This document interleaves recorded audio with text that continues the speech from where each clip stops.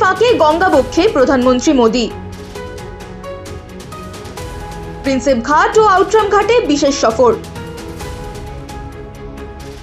প্রাতঃভ্রমণকারীদের সঙ্গেও আড্ডা।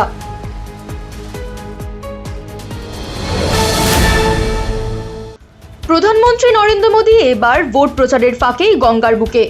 কলকাতায় একের পর এক রাজনৈতিক কর্মসূচির মাঝেও হঠাৎই দেখা গেল অন্য মেজাজে মোদিকে। প্রিন্সেপ ঘাট আর আউটরাম ঘাটে গঙ্গাবক্ষে সময় কাটালেন তিনি। নৌকায় চড়ে গঙ্গার হাওয়া উপভোগ, মাঝিদের সঙ্গে সরাসরি কথা, এমনকি সকালবেলার প্রাতঃভ্রমণকারীদের সঙ্গেও আড্ডা। সব মিলিয়ে এক অন্য ছবি ধরা পড়ল প্রধানমন্ত্রীর। শুধু রাজনীতি নয়, হয়তো বাংলার আবেগকেও ছুঁতে চাইলেন মোদি।